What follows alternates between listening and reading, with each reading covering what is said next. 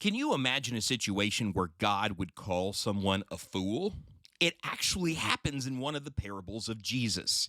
Today we're in Luke 12, and in 7 minutes, I'm going to give you some deep truth about the parable of the rich fool. This book will change your life. You just got to read it. Welcome back, my friends. I am so glad you're here for the second episode that we are doing on the 7-minute parables. Today we're talking about the rich fool, and we're going to break this parable open in less time than it takes you to order a cup of coffee. We're going to get right into it. Coming up on the 45-second mark, or so says my counter. We're in Luke chapter 12. Jesus has been talking to the crowds about how God knows their needs and their concerns. And in the middle of Jesus teaching this sermon, somebody shouts out from the crowd, "Master, tell my brother to divide the family inheritance with me." I mean, that's kind of brazen, right? Jesus is in the middle of teaching. God knows you. God takes care of you. God loves you. And here's this man saying, well, could you weigh in on this domestic dispute I'm having with my brother who is not sharing enough with me? And Jesus responds in verse 14 by saying, "Man, who appointed me a judge or an arbitrator over you?" That's sort of the end of that part of the discussion. And he immediately pivots back to the crowd and says, "Beware and be on your guard against every form of greed, for not even when one has an abundance does his life consist of his possessions." I love how Jesus talks about there being multiple forms of greed. We always think about greed as being the other person's problem. I'm not the rich man. That person's the rich man. I'm not the greedy person. That person that has a lot obviously has a lot of greed. He says, look, greed takes a lot of forms, and even if you have been blessed with a lot, that is not what your life is about. So he tells a story in verse 16 by saying the land of a rich man was very productive, and he began reasoning to himself, saying, "What shall I do, since I have no place to store my crops?" Then he said, "This is what I will do. I will tear down my barns and build larger ones, and there I will store all my grain and my goods, and I will say to my soul, soul, you have many goods laid up for many years to come. Take your ease, eat, drink, and be merry." Basically, he tells his soul, you and I, we got this. But God said to him, "You fool, this very night your soul is required of you. And now, who will own what you have prepared?" This is something that Solomon talks about in Ecclesiastes. It's one of the unfair things about gaining riches is you may work hard for them and you leave them to somebody, you leave them to your kid, and he's an idiot and doesn't know what to do with them. He goes, that's one of the great vanities of wealth. Well, Jesus says that is exactly how God looks at people who are chasing wealth. You spent your whole life building up this fortune. Well, who does it belong to now? You can't take it with you. He says, this is what happens when you store up treasure for yourself and you're not rich toward God. "For this reason, I say to you," he goes back to his original point now, "do not worry about your life as to what you will eat, nor your body as to what you will put on. For life is more than food, and your body is more than clothing." And we have this sort of continuation that sounds a lot like the Sermon on the Mount. Now, why I think this is an interesting parable is because Jesus veers off of the thing that he was teaching, but he comes back to it, emphasizing the point stronger, saying, here's an object lesson. This guy is worried about his brother not sharing an inheritance. He's not thinking that here's this spiritual feast in front of him that God is trying to give him, and he's not taking it in.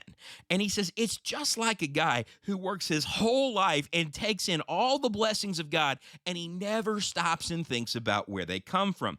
And one of the things that we immediately see here, and it should come as no surprise that Jesus is teaching a lesson that sounds a lot like the Sermon on the Mount here. It seems to be a different time. There's some notable differences between the two, but that's another example of a sermon where Jesus talks about the danger of our possessions and the love of our money and the love of our things stealing away our spiritual vitality, our focus, and our diligence from God. The evidence of this is in Matthew 6:33, where Jesus says, "Seek first God's kingdom and his righteousness." Well, what does it mean to seek first God's kingdom and righteousness? He wants us to seek it above wealth. He wants us to seek it above comfort. He wants us to seek it above need. He wants us to seek it above recognition. He wants us to seek it above what other people say righteousness is. He wants us hyper-focused on what God's kingdom consists of and what looks like righteousness to God. The next thing that we see is that this rich person never speaks to God. He never thanks God. He never has any gratitude. He never says, "God, what should I do with these possessions?" He talks with himself. "Here's my worry. I don't have a big enough barn to put all of this treasure and all of this grain in.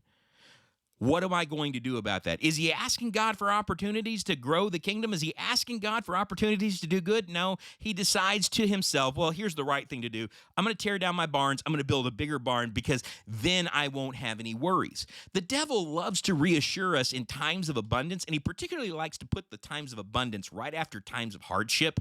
The devil loves to reassure us when things are going well, then that means everything is okay, so that we forget to look in on the spiritual side of things. All of the money is lined out, all of the kids are lined out, everybody's happy that all of the obligations are being met. Well, life is good. But maybe not. If we don't stop and think about the condition of our soul, then life may not be very good. The rich man never stopped and thought, this is the third thing I noticed, he never stopped and thought about these being blessings from God. And I think about that, and I think about the words of the Apostle Paul in Philippians chapter 4, Philippians 4 and verse 6, says, be anxious for nothing, but in everything by prayer and supplication with thanksgiving, let your request be made known to God. The rich man never speaks to God. There's no gratitude. There's none of the 105th Psalm where the psalmist calls for us to call out to God with thanksgiving and think about all the good things that he has done. The rich man says, look at what I have done. There is no sense of obligation but to provide for himself. There is no sense of gratitude other than to himself. And that's one of the shocking revelations that we can fall into. We also see that he doesn't include God in his plans, that not only had he not thanked God for what he had done, he doesn't make God part of what he's planning on doing in the future. James talks about this in James chapter 4 and verse 13 when he says, come now, you who say today or tomorrow we will go to such and such a city and spend a year there and engage in business and make a profit. You do not know what your life will be like tomorrow. The rich man didn't know he was going to die that night.